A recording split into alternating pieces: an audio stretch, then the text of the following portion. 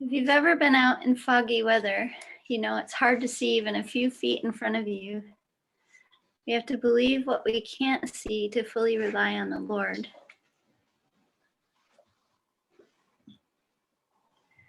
So Brian and I had the opportunity for going on a few runs with the brother Dwight Kindred. And I don't know if any of you know him, but he is blind. And so Brian would have to put a band around his wrist and around Dwight's wrist. And he also had to let Dwight know ahead of time if there was a curb he had to step down or up on, or if there were any other obstacles or dangers in the path. Dwight had to fully rely on Brian in order to go running. We asked him if he would ever try sprinting by himself, if there was like a big open field with no obstacles and flat terrain. And he said he would have to really trust the person who told him there were no dangers. Likewise, we must have faith without sight to fully rely on God. Faith is trusting in God even when you don't understand his plan. For God alone, my soul waits in silence. From him comes my salvation. He alone is my rock and my salvation, my fortress. I shall not be greatly shaken. For God alone, O my soul, wait in silence. For my hope is from him. God is our rock. Draw nigh to God, and he will draw nigh to you.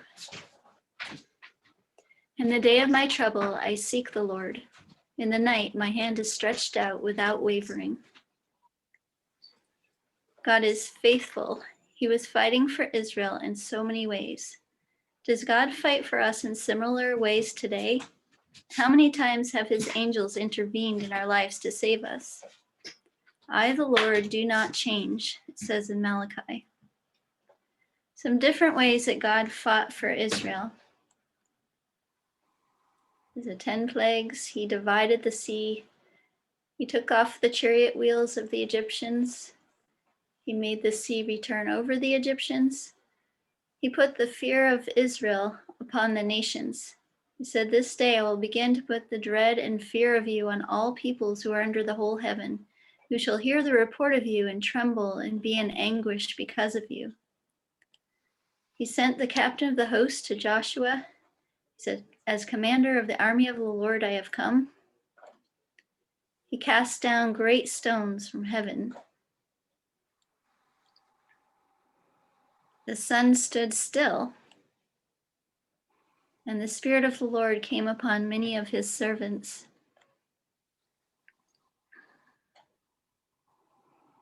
So the Spirit of the Lord rushed upon Samson, and he broke the ropes that were on his arms, and they became as flax that is caught on fire.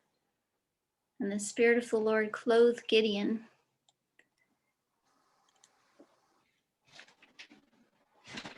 The stout-hearted, another thing that he sent was a deep sleep from the Lord.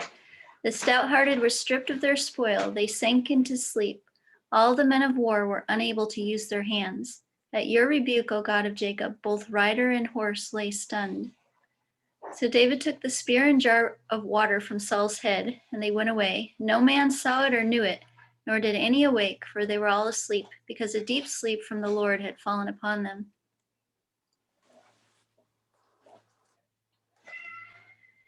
So the Lord made the army of the Syrians hear the sound of chariots and horses and the sound of a great army. So they said to one another, behold, the king of Israel has hired against us the kings of the Hittites and the kings of Egypt to come against us. And they ran away, and the Israelites found all their baggage strewn along the road because they were in a panic. Sometimes God uses a noise to scare the enemy. The wood devoured more people than the sword. So when Absalom was coming against David, it said the battle spread over the face of all the country, and the forest devoured more people that day than the sword. The Moabites saw the water as blood.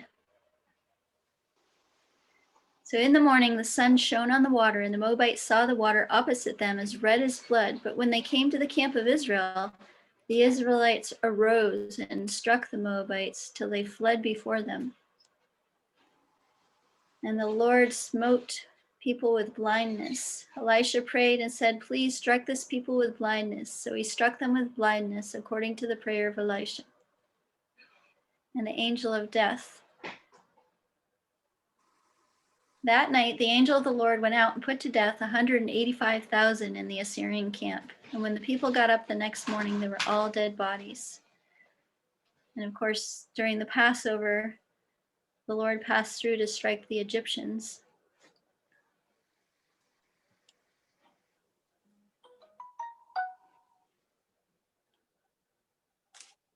He also used rumors.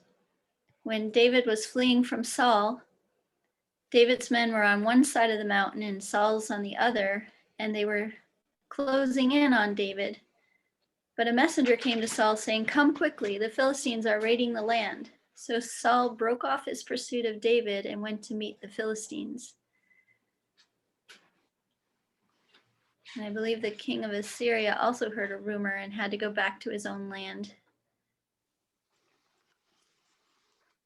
David was given very detailed instructions from God during battles. God told him, "Don't go straight up, but circle around behind them and attack them in front of the poplar trees. As soon as you hear the sound of marching in the top of the trees, move quickly. That will mean the Lord has gone in front of you to strike the Philistines." And they destroyed each other. The Lord sent ambushes against the men of Ammon and Moab in Mount Seir, who were invading Judah. The men of Ammon and Moab rose against the inhabitants of Mount Seir, devoting them to destruction. And when they had made an end of the inhabitants of Seir, they all helped to destroy one another.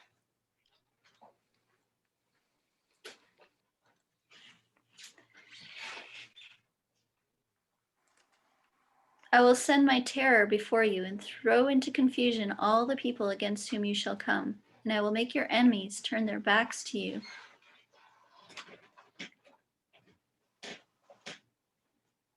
And the Lord thundered with a mighty sound that day against the Philistines and threw them into confusion, and they were defeated before Israel. And Saul and all the people who were with him rallied and went to battle, and behold, every Philistine's sword was against his fellow, and there was a very great confusion.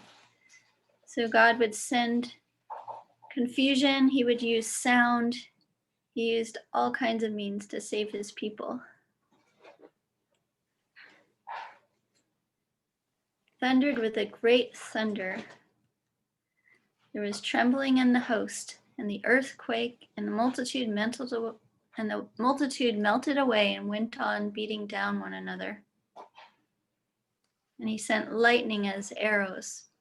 He shot his arrows and scattered the enemy. With great bolts of lightning he routed them, sending forth lightning and scattered the enemy. Shoot your arrows and rout them. So he uses the elements, earthquakes and thunder and lightning. And next I'm going to show some examples of those who relied on the Lord versus those who forsook the Lord. The Reubenites, the Gadites, and the half-tribe of Manasseh, when they prevailed over them, the Hagrites and all who were with them were given into their hands, for they cried out to God in the battle, and he granted their urgent plea because they trusted in him. But later on it says they broke faith with God and whored after the gods of the land, so God took them into exile. And Joshua and Caleb, we came to the land to which you sent us. It flows with milk and honey, and this is the fruit of the land. However, the people who dwell there are strong, and the cities are fortified and very large. And we saw the descendants of Anak there. But Caleb quieted the people and said, "Let us go up at once and occupy it, for we are well able to overcome it." Then the men who had gone up with him said, "We are not able to go against the people, for they're stronger than we are. And the land which we have gone to spy out is a land that devours its inhabitants. All the people we saw were of great height, and we saw the Nephilim, the sons of Anak, who came from Nephilim. We seemed to ourselves like grasshoppers, and so we seemed to them. Why is the Lord bringing us into this land to fall by the sword? Our wives and little ones will become a prey." And Moses and Aaron fell on their faces before the congregation. And Joshua and Caleb were among those who had spied out the land, and they tore their clothes. And they said, "The land which we passed through to spy it out is exceedingly good. If the Lord delights in us, he will bring us into this land. Only do not rebel against the Lord. Do not fear the people, for they are bread for us. Their protection is removed from them, and the Lord is with us. Do not fear them." And God said, "None of the men who have seen my glory and tested me these 10 times are going to see the promised land. But my servant Caleb, because he has a different spirit and has followed me fully, I will bring into the land, and his descendants shall possess it." Only Joshua the son of Nun and Caleb remained alive. And another version says, "Caleb the son of Jephunneh, he shall see it. To him and his children will I give the land on which he has trodden, because he has wholly followed the Lord."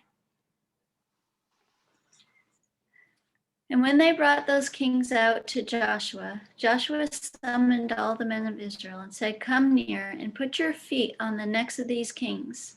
And they came near and put their feet on their necks. And Joshua said to them, "Do not be afraid or dismayed. Be strong and courageous, for thus the Lord will do to all your enemies against whom you fight. When we fully rely on the Lord, thus he will do to our enemies as well, including in our battle with sin."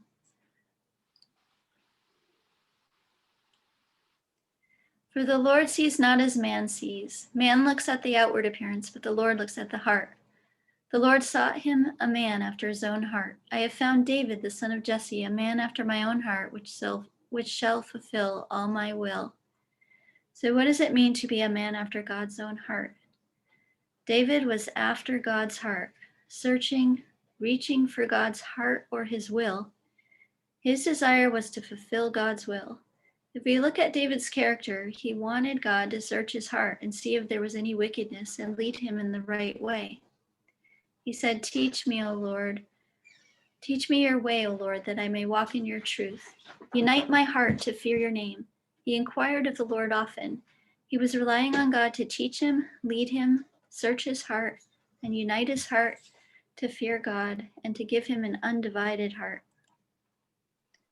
"Search me, O God, and know my heart. Try me and know my thoughts. See if there be any wicked way in me, and lead me in the way everlasting. Teach me your way, O Lord, and I will walk in your truth. Give me an undivided heart, that I may fear your name. Lead me in your truth and teach me, for you are the God of my salvation. For you I wait all the day long." But David said to Saul, "Your servant used to keep sheep for his father, and there came a lion or a bear and took a lamb from the flock, and I went after him and struck him and delivered it out of his mouth. And if he arose against me, I caught him by his beard and struck him and killed him. Your servant has struck down both lions and bears, and this uncircumcised Philistine shall be like one of them." Where was David's confidence? In his own strength or his abilities with a slingshot? "The Lord who delivered me from the paw of the lion and the paw of the bear will deliver me from the hand of this Philistine." David recognized it was the Lord who saved him from bears and lions. And Saul clothed David with his armor. He put a helmet of bronze on his head and clothed him with a coat of mail. And David strapped his sword over his armor, and he tried to go in vain.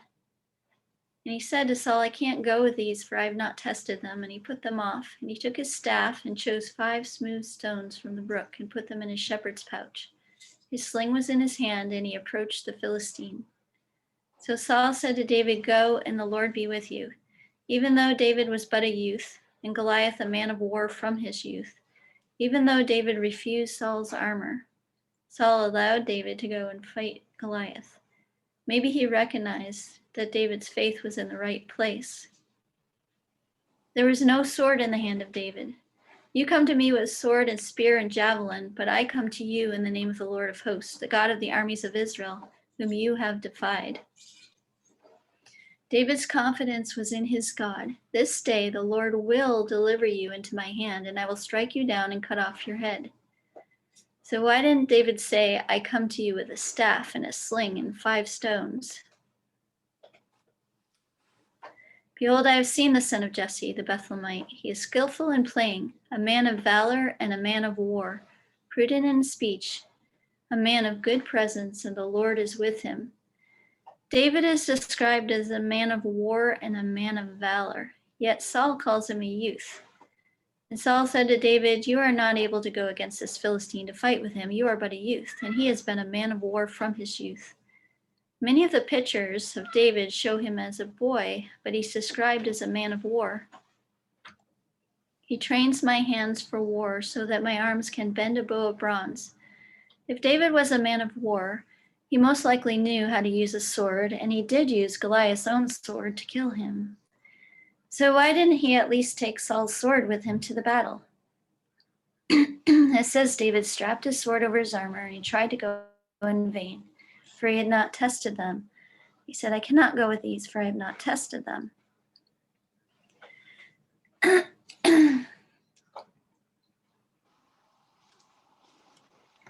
This is the day the Lord will deliver you into my hand, and I will strike you down and cut off your head, and give the dead bodies of the host of the Philistines this day to the birds of the air and the wild beasts of the earth, that all the earth may know there is a God in Israel, and all this assembly may know the Lord saves not with sword and spear, for the battle is the Lord's, and he will give you into our hand.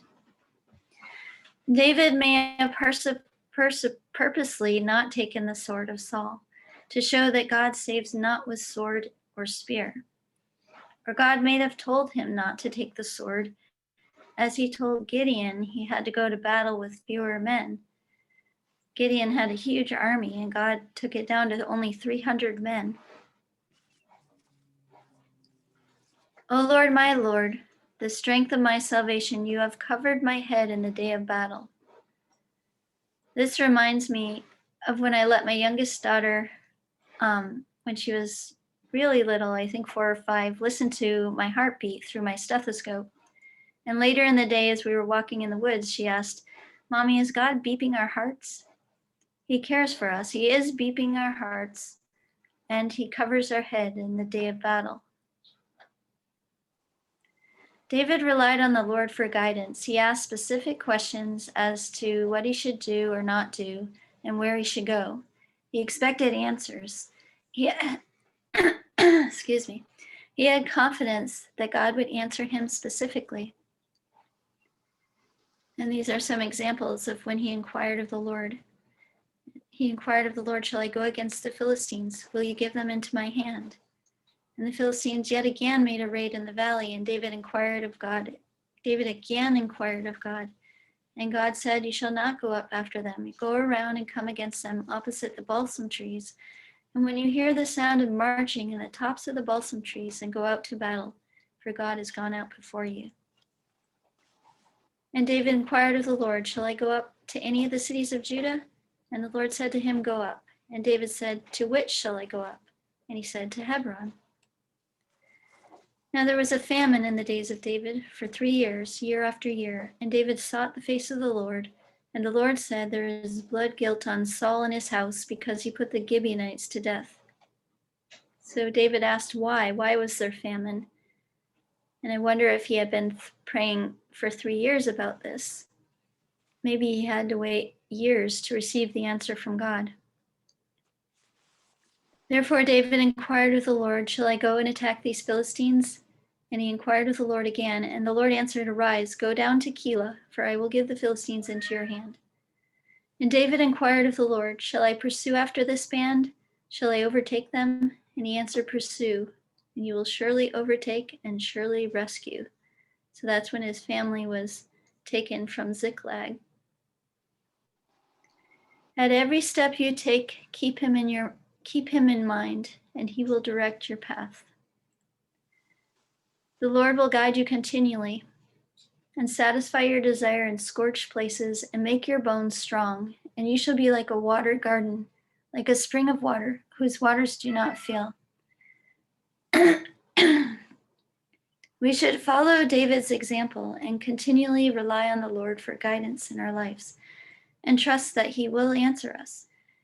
His word promises that when we acknowledge him or at every step keep him in mind, he will direct us. Acknowledge him in all. When we ask God for guidance in all our ways and follow, we are acknowledging him in all our ways. At every step you take, keep him in mind, and he will direct your path. In all thy ways acknowledge him, and he will direct thy paths. And Abijah went to battle, having an army of valiant men of war 400,000, and Jeroboam had 800,000. And when Judah looked, behold, the battle was in front and behind them, and they cried to the Lord. Thus the men of Israel were subdued at that time, and the men of Judah prevailed, because they relied on the Lord, the God of their fathers. Jeroboam had twice as many soldiers. He had surrounded Abijah. Why these numbers? Exactly twice as many soldiers coming against Abijah? Why does God allow us to get in these types of situations when he could prevent it from happening? He has foreknowledge and he knows what will happen. Is he testing to see if we will rely on him? Sometimes God will put a Goliath in your life for you to find the David within you. Sometimes God allows giants, wars, emotional battles in our lives to see if we will fully rely on him.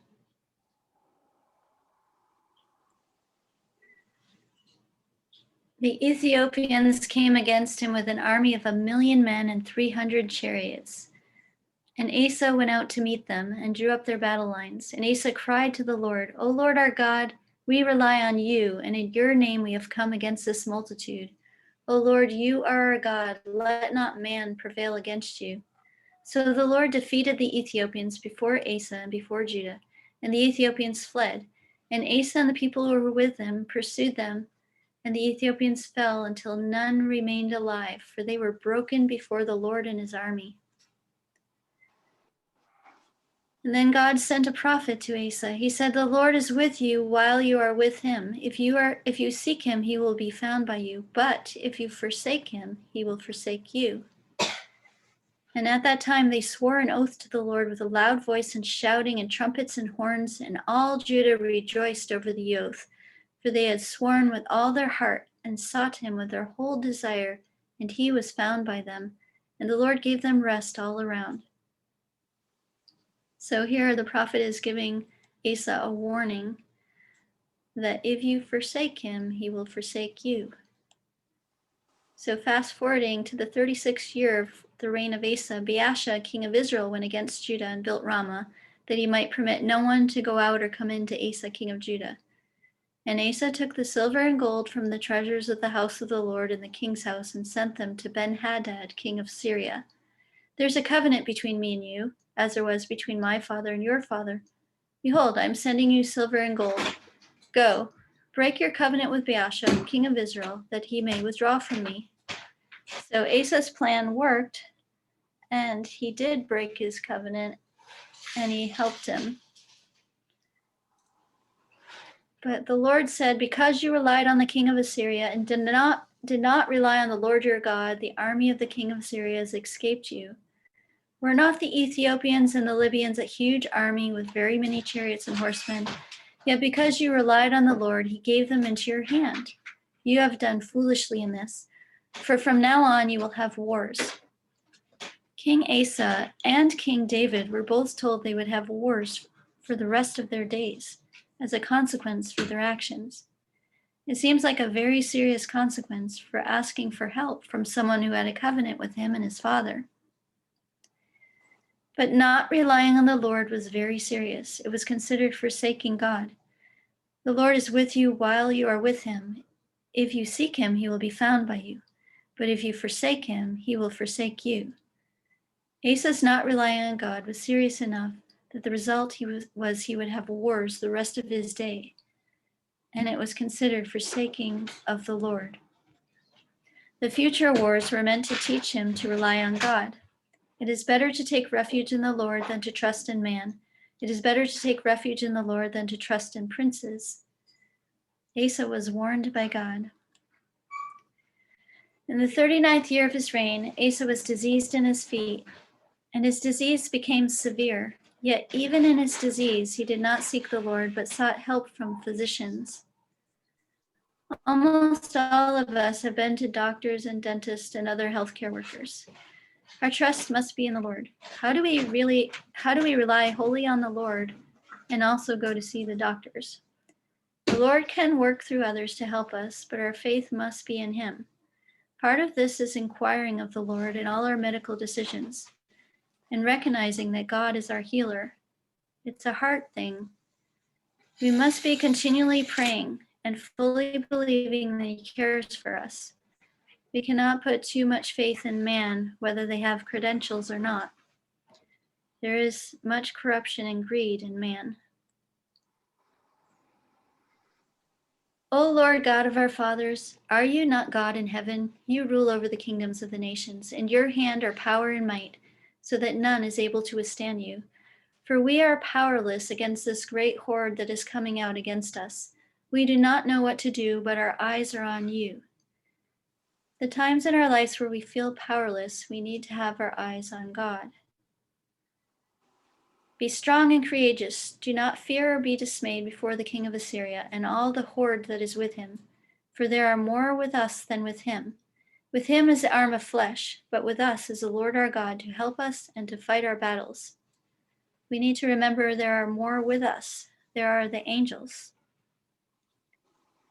Thus the children of Israel were brought under at that time, and the children of Judah prevailed, because they relied upon the Lord God of their fathers. Why are there so many examples of battle in God's word? So many of us have never been in a war or a physical battle. We may never be in a physical battle or war. So what is God trying to teach us through the multitude of battles in his word?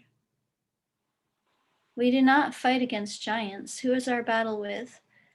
Our battle is with sin in the flesh. We often have to fight the battle in our own hearts. Put on the whole armor of God. So the things listed here that we're fighting against are the schemes of the devil, rulers, authorities, cosmic powers, spiritual forces of evil, all the flaming darts of the evil one. But we know in Mark, he says, from within, out of the heart of man, proceed evil thoughts, adulteries, fornications, murders, thefts, covetousness, wickedness, deceit, lasciviousness, an evil eye, blasphemy, pride, foolishness. All these evil things come from within and defile a man. We destroy arguments and every lofty opinion raised against the knowledge of God, and take every thought captive to obey Christ. How do we take every thought captive? With God's help through prayer and meditating on his word. For not in my bow do I trust, nor can my sword save me, but you have saved us from our foes. Most of us do not fight with bows and swords, but what do we put our trust in? Is there anything in this life that we may put too much faith in? Financial security, education, our savings accounts, our jobs, our assets, insurance, life, health, car, and home insurance, the World Health Organization, doctors, medicines, scientists, presidents, prime ministers, spiritual leaders, even family and friends? Do we put too much faith in ourselves, our physical strength, our wisdom, our title or rank, our cleverness, our connections to others? Do we put too much faith in locks or bars or gates, walls, security systems, alarms, weapons, armor, police or military capabilities? What about trusting in our own righteousness? When a strong man, fully armed, guards his own palace, his goods are safe. But when one stronger than him attacks him and overcomes him, he takes away his armor in which he trusted and divides his spoil. Cursed is the man who trusts in man and makes flesh his strength, whose heart turns away from the Lord. He is like a shrub in the desert, and shall dwell in the parched places of the wilderness, in uninhabited salt land. Some trust in chariots and some in horses, but we trust in the name of the Lord our God. They shall besiege you in all your towns, until your high and fortified walls in which you trusted come down throughout all your land. They shall eat up your harvest and your food, and your sons and your daughters, and your flocks and your herds. They shall eat up your vines and your fig trees. Your fortified cities in which you trust, they shall beat down with the sword. For because you trusted in your works and your treasures, you also shall be taken. Neither their silver or gold shall be able to deliver them on the day of the wrath of the Lord. In the fire of his jealousy, all the earth shall be consumed. For a full and sudden end he will make of all the inhabitants of the earth. He also told a parable to some who trusted in themselves they were righteous and treated others with contempt. They did not submit to God's righteousness. And Philippians, Paul says, and to be found in him, not having a righteousness of my own that comes from the law, but that which comes through faith in Christ, the righteousness from God that depends on faith. And we're told that righteousness is a free gift. In Galatians, it says, through the Spirit, by faith, we ourselves eagerly wait for the hope of righteousness. Righteousness is a gift, something we are waiting for and hoping for. Whoever trusts in his own mind is a fool. Trust in the Lord with all your heart, and do not lean on your own understanding. In all your ways acknowledge him, and he will make your path straight. Put not your trust in princes or in the Son of Man, in whom there is no salvation. The kings of Israel were given specific instructions so that they would learn to fear the Lord by keeping all his words and doing them, and that his heart would not be lifted above his brothers, and he might not turn aside from the commandment, either to the right hand or the left, so he may continue long in his kingdom, he and his children in Israel. So they were given, all the kings were given these specific instructions, and they were told to make a copy of the law and to keep it with them, so that they may not turn aside from God's ways. He must not acquire many horses from himself, or cause the people to return to Egypt in order to acquire many horses, since the Lord has said to you, you shall never return that way again. He should not acquire many wives for himself, lest his heart turn away, nor shall he acquire for himself excessive silver or gold. Horses were used in war. They were not to rely on the strength of their armies.